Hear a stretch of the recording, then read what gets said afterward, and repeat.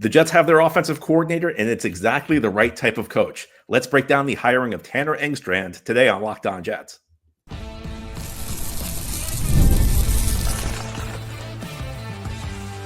You are Locked On Jets, your daily New York Jets podcast. Part of the Locked On Podcast Network, your team every day. Welcome. This is the Locked On Jets podcast, part of the Locked On Podcast Network, your team every day. It's Friday, January 31st, 2025, and I'm your host, John B. from GangGreenNation.com. Thank you so much for making the show your first listen or first watch every day. A big shout out to you everydayers. This is the daily podcast covering the New York Jets with new episodes each day through the week, Monday through Friday. And today's episode is brought to you by Game Time. Download the Game Time app, create an account, and use code LOCKEDONNFL for $20 off your first purchase. Well, the Jets have their offensive coordinator. It is Lions passing game coordinator Tanner Engstrand. And today we're going to break this hiring down from every angle. And I will start off by telling you that my first impression of this hire is very positive. Engstrand checks all the boxes that I wanted for an offensive coordinator. Now, we know with Aaron Glenn having a defensive background, the offensive coordinator hire is critical for this team. Just as if the Jets had hired a coach with an offensive background, the defensive coordinator hire would have been critical.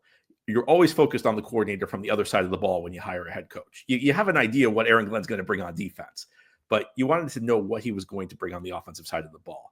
And I had a lot of optimism for Glenn hiring a good offensive coordinator just because he's worked with Detroit, which has had a prolific offense the last couple of years.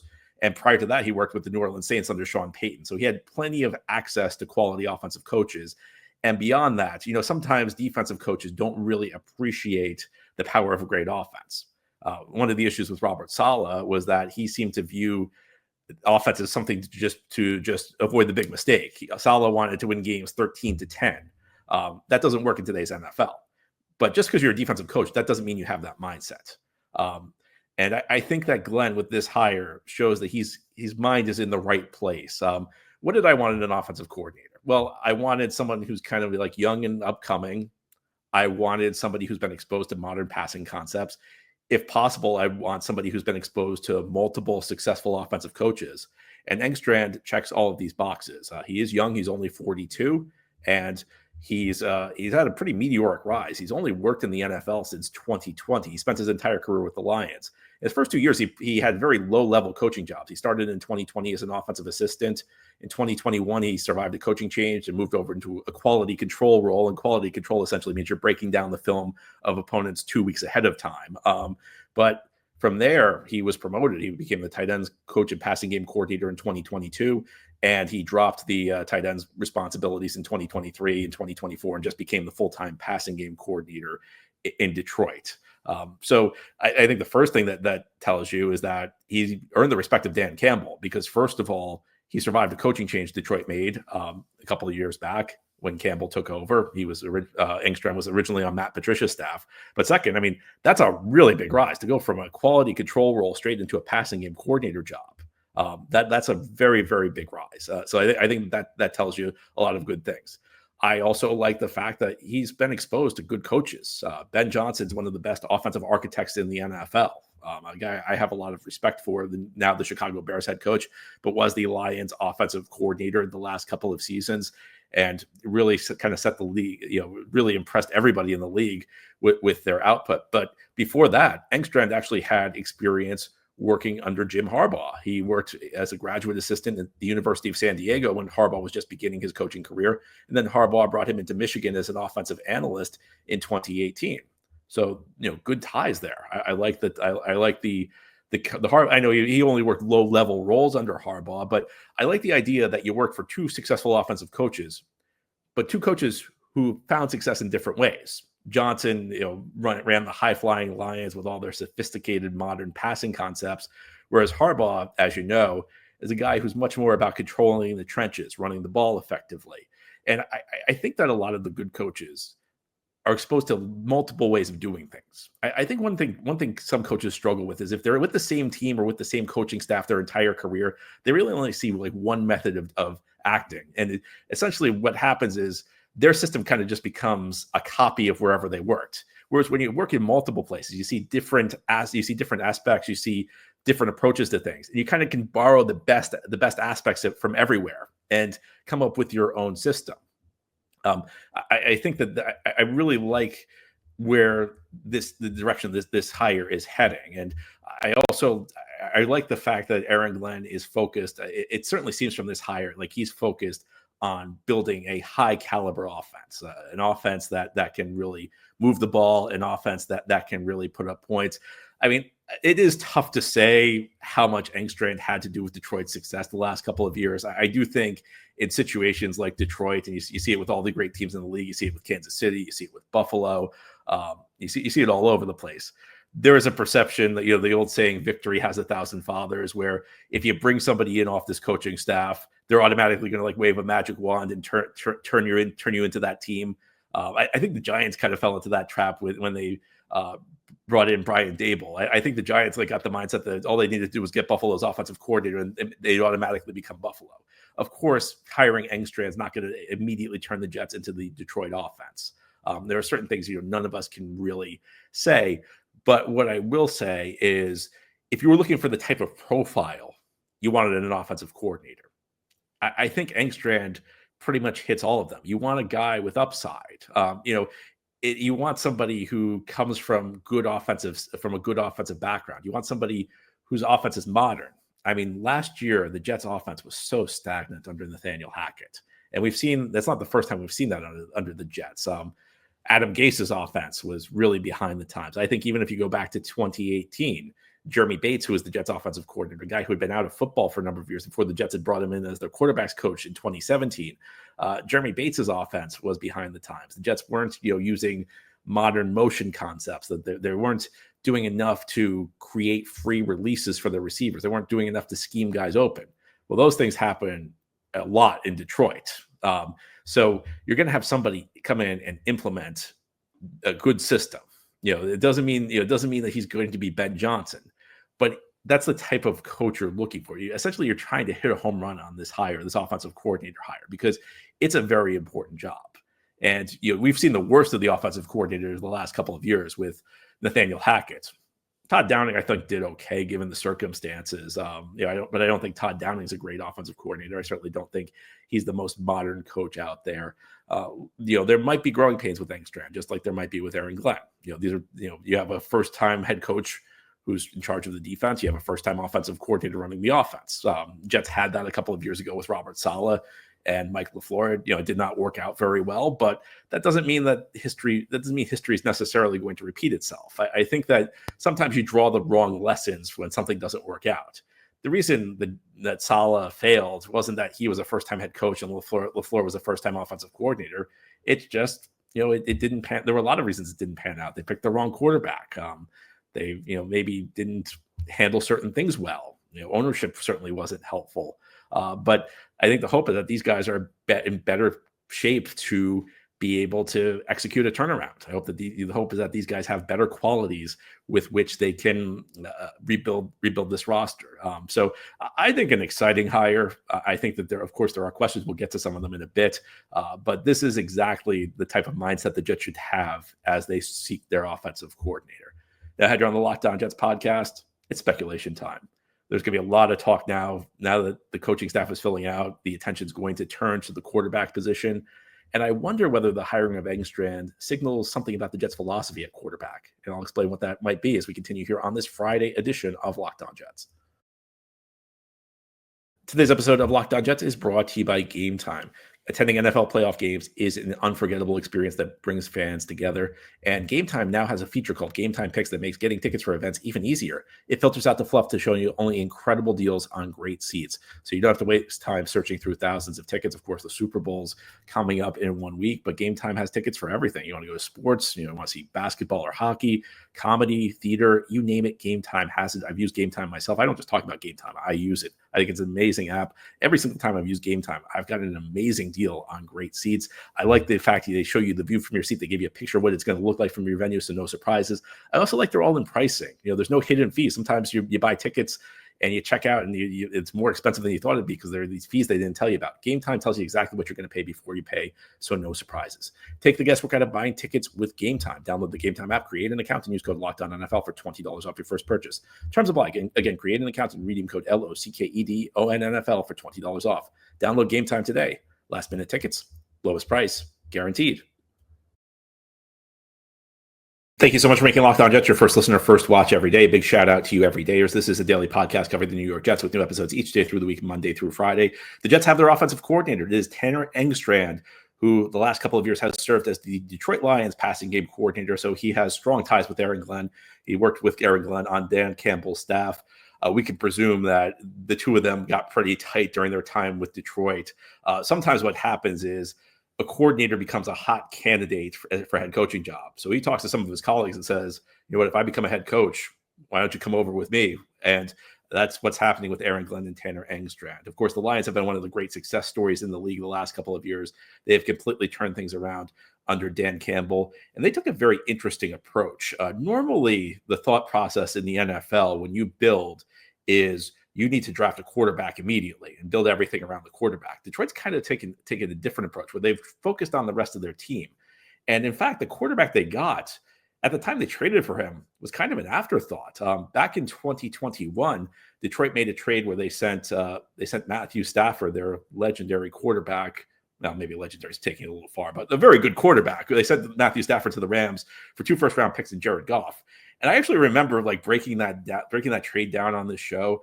I talked about, because my part of it was at the time I was wondering if the Jets would be interested in Stafford. This was right as Robert Saleh was hired. And I talked about, Goff being part of the price. And I compared it to like throwing Sam Darnold into a trade. And I thought the Rams actually gave something of value because I've always kind of been a Jared Goff fan. It's not that I think Jared Goff is great. I just think a lot of times people focus on what Jared Goff is not rather than what he is. He's a functional, competent quarterback who, if you put him in the right situation, will succeed.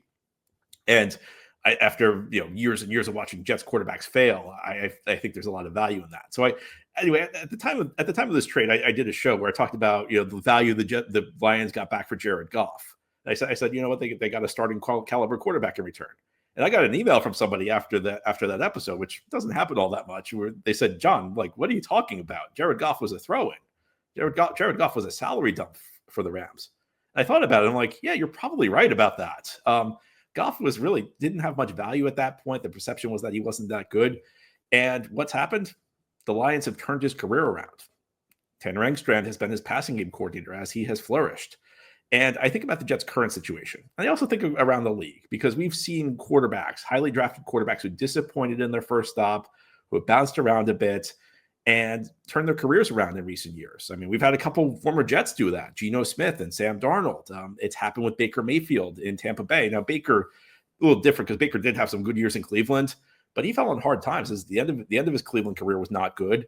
And then he had an ugly year in Carolina, and now he's turned things around. And of course, the Jets quarterback situation Aaron Rodgers will be the dominant topic of discussion through much of the offseason. But I think we can probably guess that Rodgers is not coming back next season. Nothing official yet, but first of all, it's not even clear he wants to continue playing. But second of all, there are lots of reasons the Jets probably would not want him back. At the top of the list seems to be a lot of dislike between Rodgers and Woody Johnson at the moment. So even once we get past the other dynamics of this, the salary, the difficulty in bringing him back, all the off-field baggage, I think we can presume Rodgers is not coming back next season. But addressing the quarterback position through the draft might not be the easiest thing in the world because the Jets are probably not going to be in position to draft Shedeur Sanders or Cam Ward. I mean, do you really want to take Jalen Milroe that high? I think Jalen Milroe is interesting at a certain point in the draft, but not where the Jets are picking. He's not a guy I want to invest a top 10 pick in because you invest a top 10 pick in somebody that typically means you're sinking or swimming with him for years to come. So I look at this situation and look, I understand Glenn is different from Dan Campbell. I understand, the Jets' new GM, Darren Muji, is going to be different from Brad Holmes in Detroit. I understand that Tanner Engstrand is not Ben Johnson. But I look across the league, and what you're seeing frequently is highly drafted quarterbacks who maybe weren't that great in their first stop or maybe disappointed in their first stop and didn't really understand how to run an NFL offense. Get a little bit more experience, get put into a good situation, and then they turn things around. And nowhere has that been more pronounced than in Detroit because Jared Goff was not a bust with the Rams. I mean, they went to the Super Bowl with him as a quarterback in 2018. So it's not like you can say Jared Goff was a complete failure. But for number one overall pick, Jared Goff was not a superstar quarterback. And when you think about the Rams paid a hefty price to move up to get him in 2016. They gave up a lot to trade up to number one overall for Goff in 2016. What happens? He goes to Detroit and flourishes. And the question is, can the Jets do that again? Maybe that's the model for the Jets. Maybe the Detroit model is the way to go. You're going to see quarterbacks who were highly drafted and who disappointed hit the market this offseason. I mean, I think Justin Fields in Pittsburgh. Justin Fields is like maybe the least properly rated player in the league, because I hear people talk about him like he's a superstar. Then I hear people talk about him like he's worse than Zach Wilson. The reality is that Justin Fields is a player with a lot of physical talent. He's a player who has shown flashes. He's a player who gets you to a certain level. The player who's not a great starting quarterback, a guy who at this point I think is a low-level starter, high-level backup. But, maybe in the right situation, maybe with the right coordinator, he could turn it around. Another guy who I'm not a big fan of, but he's a guy with New York experience, Daniel Jones, who should be available this offseason. I don't really like him. I think even in his good year in 2022, he wasn't that good. But a guy who, again, was a highly drafted quarterback, a guy who maybe needs a change of scenery.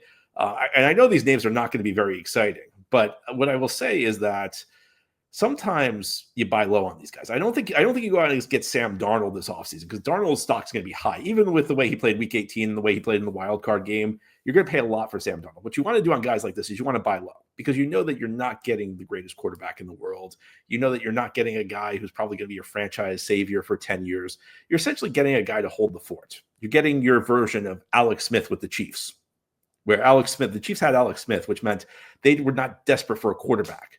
They could wait for the perfect quarterback to end and then pounce. That's what happened. Alex Smith was the Chiefs quarterback starting in 2013. They waited 2013, 2014, 15, 16. And then in 2017, Patrick Mahomes was there, and they went and got him. They weren't desperate. They didn't have a glaring need at quarterback. They were perfectly fine with Alex Smith, but they were looking to upgrade. And I think that's what you're looking for from the Jets. And I think, like, in many ways, that's kind of what Detroit is doing with Goff. Can Detroit win the Super Bowl with Jared Goff? Yeah, they can, but he does have limitations. And I'm sure at some point Detroit's going to look and try and find a quarterback who can take them to a higher level. But in the meantime, they've turned Goff's career around, and they can win with Goff. And I think that maybe that's the model the Jets will look towards, because there really aren't any other obvious choices. You can't really bring Rodgers back. There's really not many guys who are good available. There aren't that many guys who are available who are good in free agency. The draft, again, you're not going to get Ward or Sanders. So now we're talking Milrow, which I don't think is a great idea. So I think that maybe the reclamation project, these guys did it in Detroit. Can they do it again? That might be worth trying. Now, here on the Locked On Jets podcast, we'll close out the show. I think, like any hire, there are some questions with Tanner Engstrand. Look, don't get me wrong. I'm excited about this hire. I think I think the Jets are moving in the right direction with this hire. But there are some things we'll need to think about. There are some question marks, and we'll talk about what they are continuing here on this Friday edition of Locked On Jets. Today's episode of Locked On Jets is brought to you by PrizePicks. The big game is almost here, and there's no better way to make it even more exciting than with PrizePicks, the best place for daily fantasy sports. With over 10 million members and billions of winnings awarded, PrizePicks makes it fun and simple to get in on the action.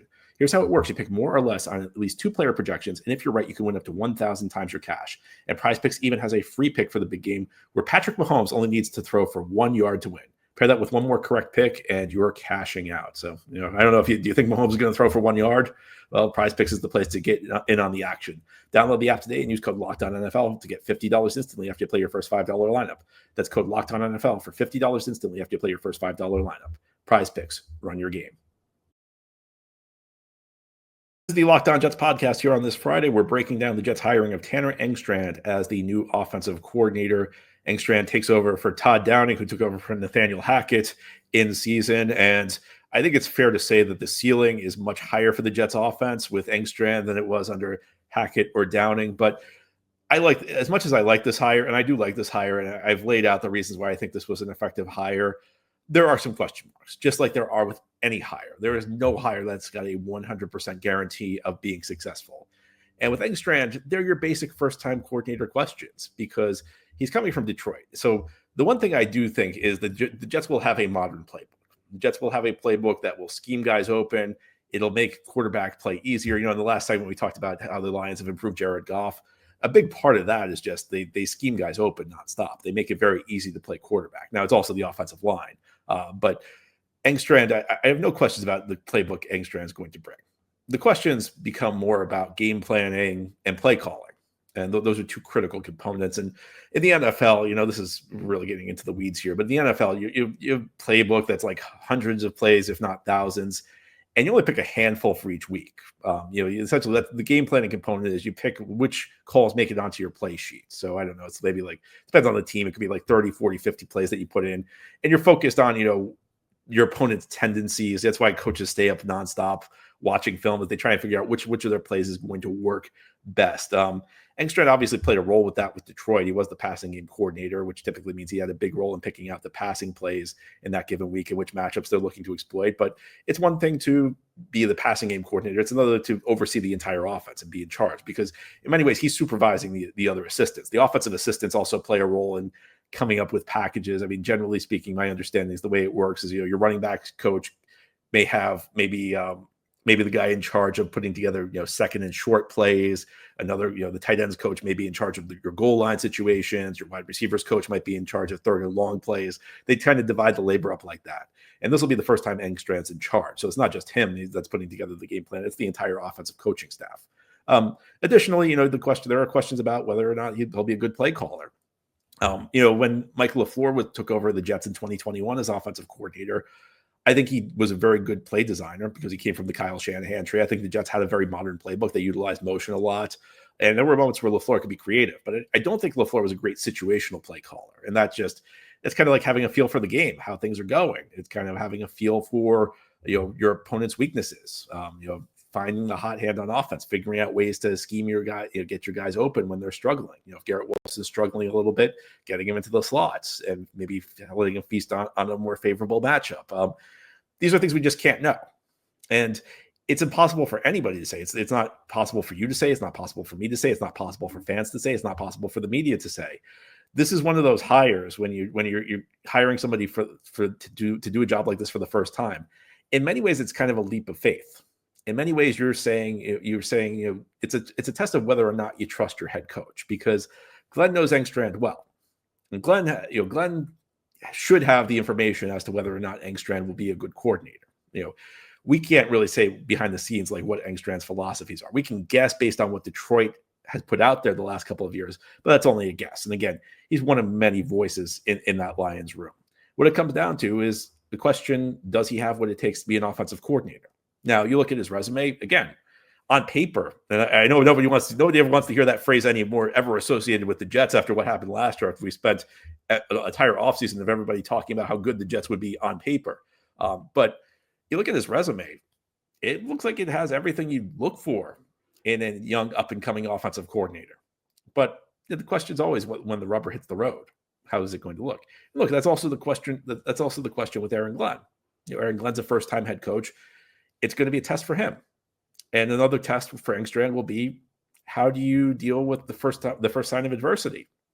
Whenever you take a new job, this is true in football, it's true in the NFL, it's true in daily life.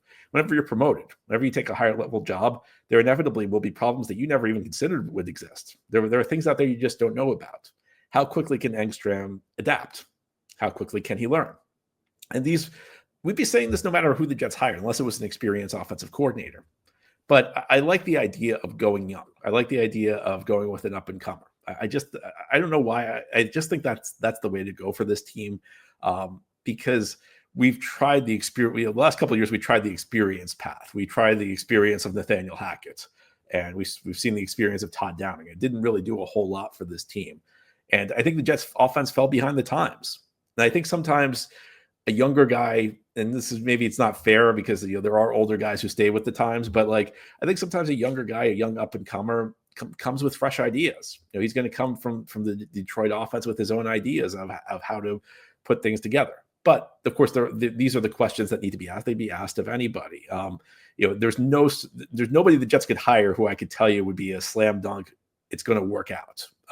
Really, the best we can do is take educated guesses. And I think that these are the questions Engstrand brings to the table. Doesn't mean he won't be successful. I think he's got a great shot of being successful. Now, a lot of that depends on what the Jets are able to do at the quarterback position, because ultimately any offensive coach is going to look bad if he doesn't have a quarterback. That was also a big part of Mike LaFleur failing, is that he didn't really have a quarterback who could execute his offense effectively. So that will obviously be a key component. And to the extent Engstrand has influence on that, to the extent that his voice will matter in the room, that will also be very, very important. Anyway, that's all for today's episode. This has been the Locked On Jets podcast, part of the Locked On Podcast Network. Your team every day is our motto. As always, if you enjoyed the show, hit the subscribe button where you're watching or listening so that you'll never miss an episode. If you enjoy the show and are listening on the podcast source, please give it a 5-star review. And if you're watching on YouTube and enjoy the show, please give this episode a big thumbs up. It helps us out, helps other Jets fans find the podcast.